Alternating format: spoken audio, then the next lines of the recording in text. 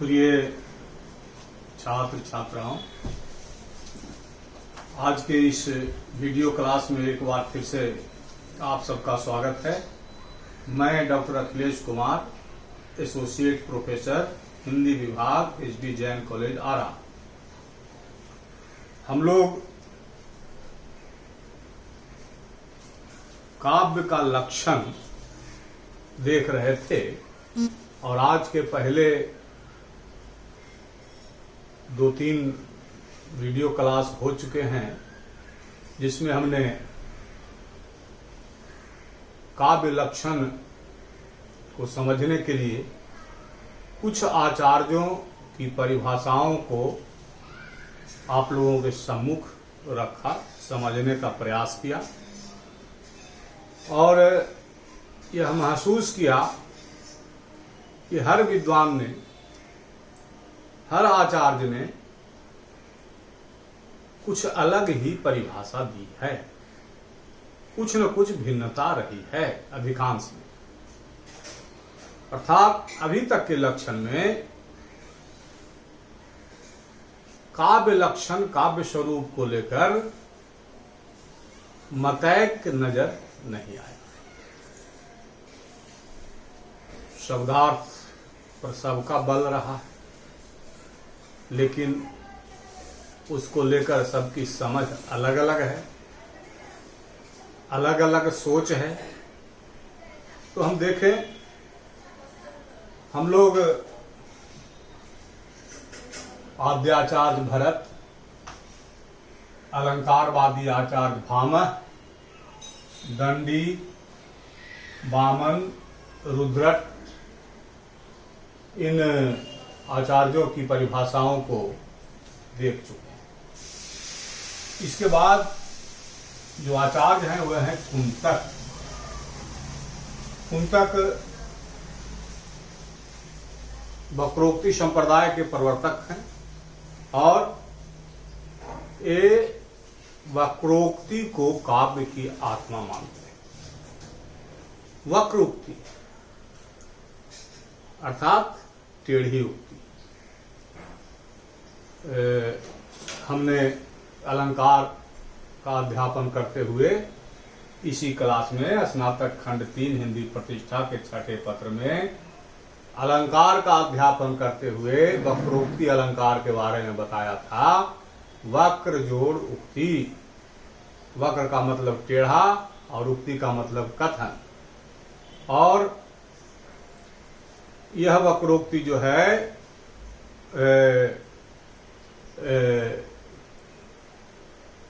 श्लेष मूला भी हो जाती है और काकु वक्रोक्ति भी हो जाती है, जिसको कि हमने अलंकार के समय में बताया था। कथन को टेढ़ा करके कहना, घुमा फिरा करके कहना, या कहा जाए कुछ और वक्ता कहे कुछ और श्रोता अर्थ लगाए कुछ, ऐसी संभावना जहां बन जाए वहां वक्रोक्ति माना जाता है। तो देखिए, ये वक्रोक्ति को काव्य की आत्मा मानते हैं और वक्रोक्ति अलंकार का मतलब ही है जब हम अपनी युक्ति को घुमावदार बनाएंगे, टेढ़ा बनाएंगे, कभी दाएं से निकल जाए, कभी बाएं से निकल जाए, कभी ऊपर से निकल जाए, कभी नीचे से निकल जाए, सामने के सामने नहीं आए, तो स्वाभाविक है कि उसमें तो कलाकारिता आएगी। तो ये जो है कुंतक वक्रोक्ति को काव्य की आत्मा मानते हैं और काव्य में कला के महत्व को स्वीकार करते हैं, कलात्मकता। वक्रोक्ति से युक्त साहित्य में कलात्मकता होना स्वाभाविक है। अब आगे देखिए क्या कहते हैं कि कवि कर्म को काव्य कहा है। कवे कर्म काव्यम, कवि का कर्म ही काव्य। तो कवि का हर प्रकार का कर्म काव्य नहीं होगा। कवि कुछ भी लिख देगा तो काव्य नहीं होगा। उसके लिए भी आगे इन्होंने समझाया है, बुझाया है, बताया। इन्होंने फिर कहा तत्वं सालंकारस्य काव्यता, अर्थात अलंकृत का ही काव्यत्व है। अर्थात जो अलंकृत है वह काव्य है। कहने का मतलब अलंकार काव्य का स्वरूप धायक धर्म है। अर्थात अलंकार काव्य के स्वरूप का निर्धारक है। निर्धारक होने का मतलब कहने का ये हुआ कि वह काव्य का बाहरी तत्व नहीं है, आंतरिक तत्व है, भीतरी तत्व है। जबकि हम लोग हमने जब अलंकार बताया तो बताया कि अलंकार का काम है काव्य की शोभा को बढ़ाना, और मनुष्य के लिए जो अलंकार होता है गहना जेवर, उसका भी वही काम है। पहले से सौंदर्य होना चाहिए। अलंकार का काम है उस सौंदर्य में वृद्धि करना। अलंकार स्वतः सौंदर्य नहीं हो सकता, लेकिन इन कुंतक का कहना है कि अलंकार काव्य का स्वरूप धायक धर्म है, वह उसके अंदर निहित है। और यह स्वाभाविक है कि उक्ति जब वक्र होगी, घुमावदार कथन होगा, टेढ़ा कथन होगा, टेढ़ा तिरछा करके कहा जाएगा, तो उसमें कलात्मकता आएगी और उसके साथ अलंकार का आना भी स्वाभाविक है। तो चूंकि ये वक्रता के पक्षधर हैं, इसलिए कलात्मकता और आलंकारिकता उसका अभिन्न अंग हो जाता है। ऐसा इन्होंने इसलिए कहा। अब आगे देखिए, कहा अलंकार युक्त शब्द और अर्थ काव्य है। अलंकार उसका मूल तत्व है, यह नहीं कि वह बाहरी तत्व है, उसका मूल तत्व है, अर्थात जीवात्मा है। उसके बिना काव्य नहीं होगा। अच्छा, आगे चलकर उन्होंने व्यवस्थित लक्षण दिया। पहले तो ये सब कहा कि कवि का कर्म काव्य है, लेकिन कवि का सारा कर्म काव्य नहीं है। उसमें जो है क्या हो जाता है, अलंकृत का ही काव्यात्व है। अर्थात कवि जो अलंकृत काव्य सृजन करेगा वही काव्य कहलाएगा। अलंकारिकता से युक्त, वक्रता से युक्त, ऐसे नहीं काव्य होगा। आगे चलकर उन्होंने व्यवस्थित लक्षण दिया। कहा शब्दार्थो सहितो वक्र कवि व्यापार शालिनी बंधे व्यवस्थितो काव्यम तद्विद आह्लादकारिणी। अर्थात काव्य मर्मज्ञों के आह्लादकारक सुंदर कवि व्यापार से युक्त रचना में व्यवस्थित शब्द और अर्थ मिलकर काव्य कहलाते हैं। अब इसको समझिए। काव्य मर्मज्ञों के आह्लादकारक, आह्लाद का मतलब आनंद। तो काव्य रचना पढ़कर आनंद की अनुभूति होती है, या साहित्य पढ़कर आनंद की अनुभूति होती है। साहित्य हमारे विकारों का मार्जन करता है और हमें जो है वह ऐसे भाव भूमि पर ले जाकर खड़ा करता है जो स्वार्थ संबंधों के संकुचित मंडल से ऊपर होता है, स्वार्थ की सीमा से पार ले जाता है साहित्य। यहां कहा जा रहा है काव्य मर्मज्ञों के आह्लादकारक, आनंददायी, सुंदर, और सुंदरता कुंतक के लिए है वक्रता, टेढ़ापन। कोई बात सीधे नहीं कही जाए। जैसे बिहारी ने क्या कहा,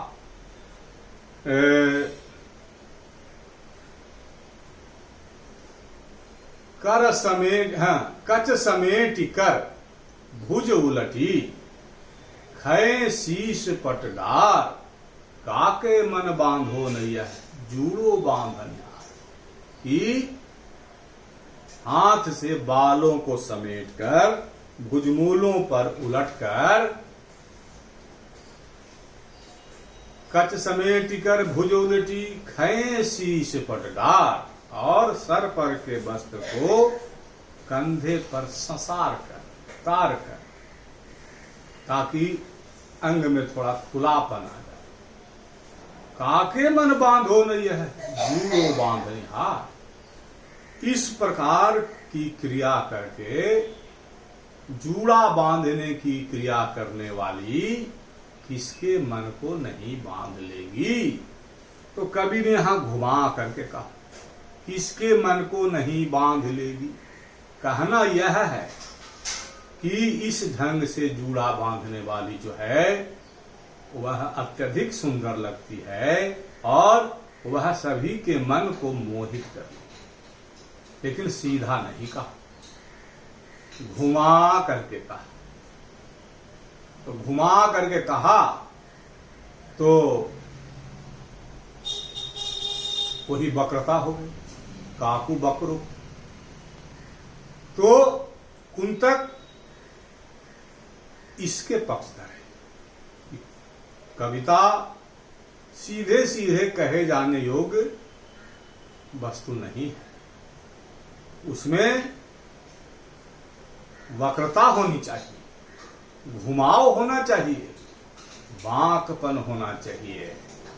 सीधे सीधे समझ में आ जाए वह कविता नहीं हुई, चमत्कार होना चाहिए।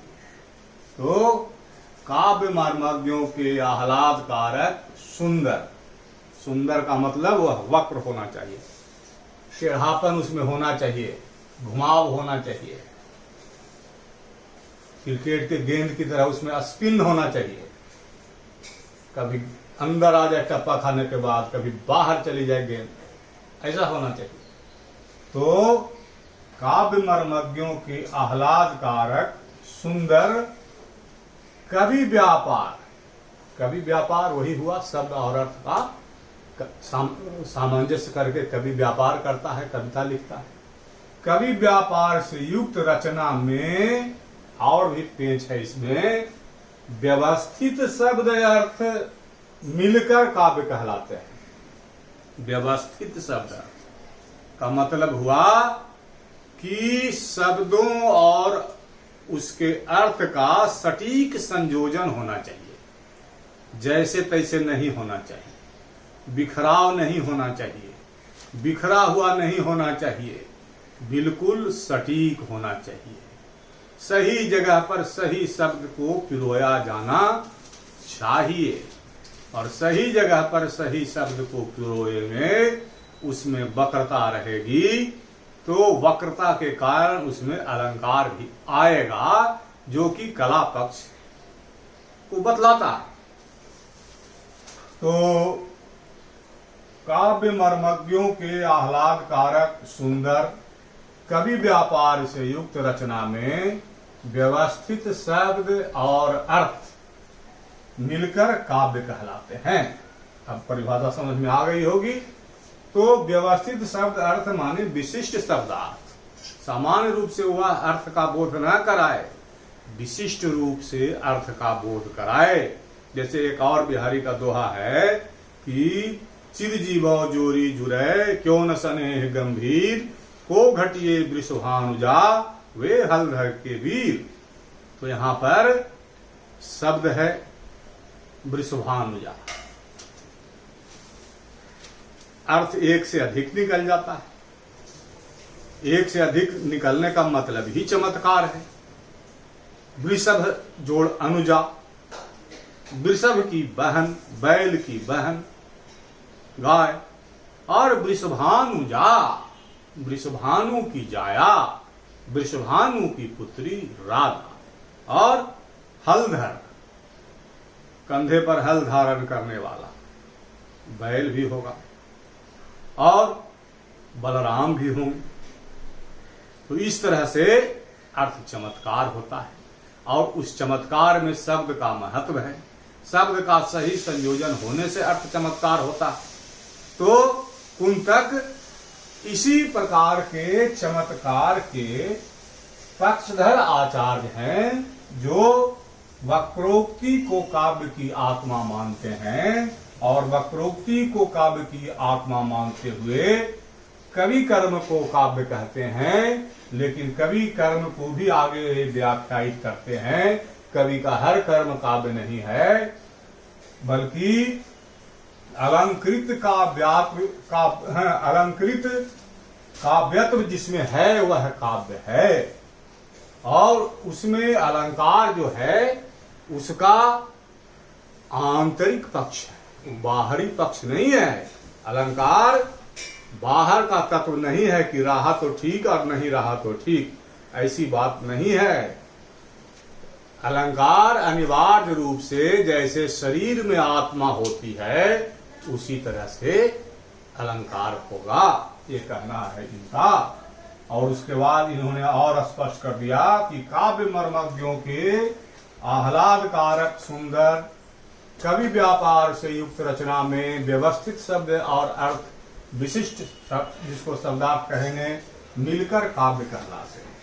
तो ये हुई कुंतक की परिभाषा, जो वक्रोक्ति के माध्यम से काव्य में चमत्कार का पक्ष लेते हैं। बुद्धि को दौड़ाने वाला काव्य जो है वह काव्य है, सहज रूप से उसे बोधगम्य नहीं होना चाहिए। उक्ति जो है घुमावदार होनी चाहिए। अब आगे बढ़ते हैं। कुंतक के बाद आते हैं महीम भट्ट, और महीम भट्ट से रसान्वित लक्षण प्रस्तुत करने वाले आचार्यों का ये नेतृत्व करते हैं। कहने का मतलब कि काव्य में रस की सत्ता स्वीकार करने वाले आचार्यों का इनसे आरंभ होता है। हालांकि जो आह्लाद होता है प्राणी को, जो आनंद प्राप्त होता है काव्य पढ़ करके, वह रस है। रस का मतलब ही आनंद होता है। लेकिन सीधे सीधे रस की बात करने वाले महीम भट्ट हैं। रसान्वित लक्षण प्रस्तुत करने वाले आचार्यों का ये नेतृत्व करते हैं। रस के समावेश की परंपरा का इनसे आरंभ होता है। इनका लक्षण देख लीजिए। कवि व्यापारी ही विभावादि संयोजनात्मा रसाभिव्यक्त व्यभिचारी काव्यम। व्यक्ति वैचित्र इनकी पुस्तक है, और कुंतक की रचना है वक्रोक्ति जीवी, याद रखना। तो इनके लक्षण का मतलब हुआ कवि के विभावादि संयोजनात्मक उस व्यापार को काव्य कहते हैं जिसमें अनिवार्यतः रसाभिव्यक्ति होती है। अनिवार्यतः रसाभिव्यक्ति होती है, रस की अभिव्यक्ति होती है, आनंद की प्राप्ति होती है। ठीक है, तो इसमें कुछ बातें ध्यान देने योग्य है। कवि व्यापार का मतलब हुआ, कवि तो शब्द और अर्थ के माध्यम से व्यापार करता है। कवि के पास शब्द और अर्थ ही होता है, उसी में चमत्कार वह डालता है, और अपनी अपनी मति के अनुरूप, अपनी अपनी बुद्धि के अनुरूप काव्य का सृजन करता है। तो कवि व्यापार का मतलब हुआ शब्दार्थ की सत्ता, शब्द और अर्थ की सत्ता। तो शब्द और अर्थ की सत्ता को सब स्वीकार करते हैं, उसके बिना काम नहीं चलेगा। हालांकि भामह में शब्दालंकार वाले का अलग मत हो जाता है और अर्थालंकार वाले का अलग मत हो जाता है। और यहां पर एक शब्द है विभावादि। विभाव, विभाव किसको कहते हैं यह समझ लीजिए, समझना जरूरी है। कहे कि विभावानुभाव व्यभिचारी संजोगात रस निष्पत्ति होता है। विभाव का जब अनुभव होता है तो जिस पात्र के प्रति किसी पात्र के भाव जागृत है, समझ लीजिए इसको, जिस पात्र के प्रति किसी पात्र के भाव जागृत हो, जैसे किसी सुंदर नारी को देखा तो अगर हृदय में कुछ भाव पनपता है, उसके नेत्र सौंदर्य को देखकर, उसके होठ सौंदर्य को देखकर, उसकी सुराहीदार गर्दन को देखकर, और हर प्राणी के मन में भाव अलग अलग आता है। रत्नसेन, राजा रत्नसेन सुग्गे के मुख से पद्मावती के सौंदर्य का वर्णन सुनकर मूर्छित हो जाता है, तो किसी को मूर्छा आ जाती है, किसी की आंखें बंद हो जाती है, कोई आह कराह करके ही रह जाता है। तो भाव भिन्न भिन्न प्रकार से उत्पन्न होते हैं। तो कहने का मतलब हुआ, जिस पात्र के प्रति किसी पात्र के भाव जागृत हो। फूल को हमने देखा, देखकर कहा बहुत सुंदर है, खुशबूदार है, आकर्षण हुआ, उसके प्रति प्रेम का भाव हमारे अंदर जगा। तो जिसको देख करके भाव जगता है वही विभाव है, उसको आलंबन कहा जाता है साहित्य में। और जिसके हृदय में भाव जगता है वह आश्रय होता है। इसको समझने की जरूरत है। जिसको देख करके भाव जगा वह आलंबन, वह सहारा है भाव जगाने का, उसी को विभाव कहते हैं। तो इसलिए कवि के विभावादि संयोजनात्मक उस व्यापार को, अर्थात कवि जो है कोई भाव कहीं से ला करके इकट्ठा करके और कवि व्यापार के माध्यम से, शब्द अर्थ की सत्ता के माध्यम से जब हमारे भाव को जगा दे तो वह काव्य है। लेकिन वह काव्य तब है जब उस भाव के जगने से हमारे अंदर रसानुभूति, रस की अभिव्यक्ति, रस प्राप्त हो, हमें उसको महसूस करके आनंद हो। तो महिम भट्ट ने रस का समावेश किया सीधे तौर पर, और हमने आज आचार्य कुंतक और आचार्य महिम भट्ट, ये दो आचार्यों की परिभाषाओं को देखा और इसको ठीक से समझने की जरूरत है, हृदयंगम करने की जरूरत है। तो